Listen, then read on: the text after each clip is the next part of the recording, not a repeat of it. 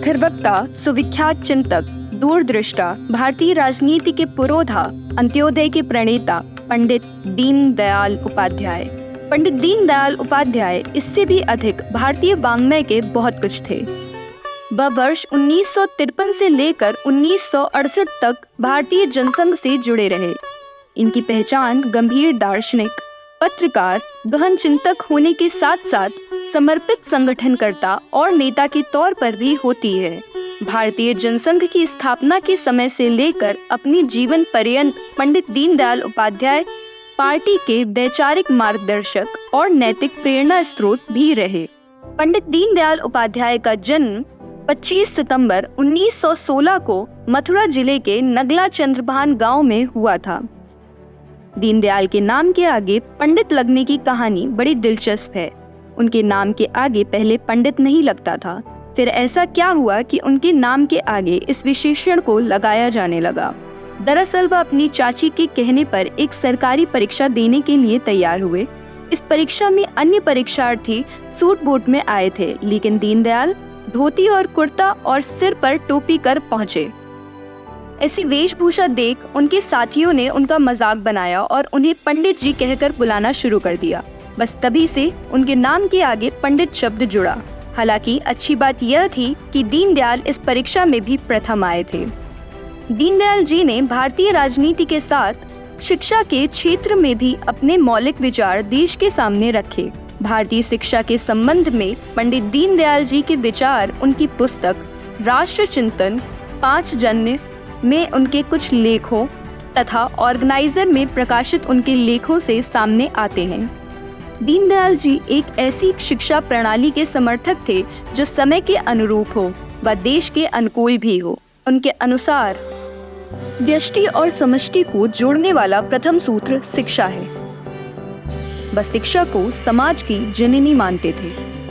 उनके अनुसार यदि नए घटक पुराने घटकों के साथ अपने संबंधों के प्रति सजग हों तथा अपने पुराने घटकों के जीवन के अनुभव को स्वीकार कर तथा समझकर आगे बढ़ें तो उस समूह को समाज की संज्ञा मिलती है। यदि शिक्षा नहीं होगी तो मानव समाज की उन्नति भी नहीं होगी। समाज में शिक्षा के स्थान की प्राथमिकता और गरिमा का बोध कराते हुए दीनदयाल जी कहते हैं, हमारे शास्त्रकारों के अनुसार यह ऋषियों का ऋण है जिसे चुकाना सभी का कर्तव्य है। जब हम अपनी भावी संतानों की शिक्षा की व्यवस्था करते हैं तो हमारे मन में उनके प्रति कृतज्ञता का भाव नहीं होता, बल्कि हम अपने पूर्वजों से जो कुछ विरासत में मिला है उसे अगली पीढ़ी को सौंपकर अपना ऋण चुकाना चाहते हैं। दीनदयाल जी का मानना है कि शिक्षा हर व्यक्ति का जन्मसिद्ध अधिकार है और इसकी व्यवस्था समाज को करनी चाहिए। शिक्षा को बेचना समाज के लिए घातक होगा, इसलिए शिक्षा सुनिश्चित और निःशुल्क होनी चाहिए। इस संदर्भ में वह लिखते हैं कि बच्चों को शिक्षित करना समाज के हित में है। मनुष्य का जन्म पशु की तरह होता है। शिक्षा और संस्कारों के माध्यम से वह समाज का अभिन्न अंग बनता है। जो काम समाज के हित में हो उसके लिए शुल्क लेना गलत है। अपनी पुस्तक सिद्धांत और नीति में दीनदयाल जी लिखते हैं, लोगों को शिक्षा की उपेक्षा ना करने देना, शिक्षा संबंधी कार्यों में उनकी सहायता करना, स्थान स्थान पर विद्वान गुरुओं की प्रचुरता रखना, समय और स्थान को शिक्षा के अनुकूल रखना, स्थान स्थान पर शिक्षा संस्थाओं की व्यवस्था करना तथा उनका उत्साह हर समय बनाए रखना राज्य का परंपरागत कर्तव्य है। शिक्षा के लिए राज्य को उत्तरदायी मानते हुए भी उपाध्याय शिक्षा के सरकारीकरण के विरुद्ध हैं। वे कहते हैं, निसंदेह कल्याणकारी राज्य में बच्चों की शिक्षा का मूल उत्तरदायित्व सरकार का होता है, किंतु हमें शिक्षा के सरकारीकरण से बचना चाहिए। वे शैक्षिक स्वायत्तता का समर्थन करते हैं। उनके अनुसार शिक्षा का समय राज्य द्वारा अपने हाथ में ले लिए जाने के बाद भी सरकारीकरण नहीं होना चाहिए। प्रत्येक क्षेत्र में शिक्षण संस्थानों के प्रबंधन के लिए शिक्षकों एवं शिक्षाविदों की स्वायत्त संस्थाएं होनी चाहिए। उनका सरकारी विभाग के रूप में चलना उचित नहीं है। सरकारी एवं गैर सरकारी शिक्षण संस्थानों का भेद समाप्त किया जाना चाहिए।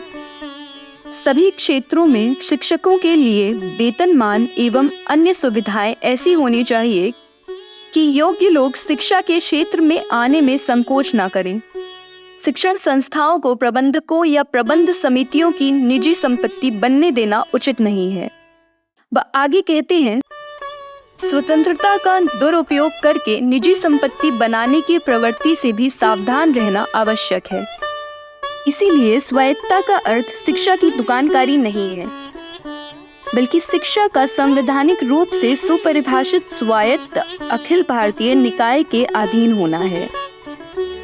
इसी तरह वे शिक्षा के दोहरे ढांचे के भी खिलाफ थे, जिसमें एक तो पब्लिक स्कूल और दूसरा सरकारी या निजी स्कूल की व्यवस्था है। पब्लिक स्कूलों को अखिल भारतीय विध्वंसकारी प्रभाव छोड़ने वाले स्कूल बताते हुए वे कहते हैं, शिक्षा से समाज में मतभेद पैदा नहीं होने चाहिए, बल्कि एकता की भावना पैदा होनी चाहिए।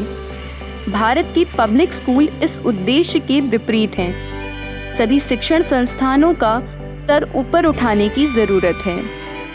उनके विचारों के आलोक में जरूरत इस बात की है कि हम व्यवस्था से पहले खुद को बदलें, सोच को बदलें, मैं की जगह हम का चिंतन करें, तभी देश, समाज, परिवार और हम सब का भला होगा। उनकी जन्म जयंती पर शत शत नमन और कोटि कोटि वंदन।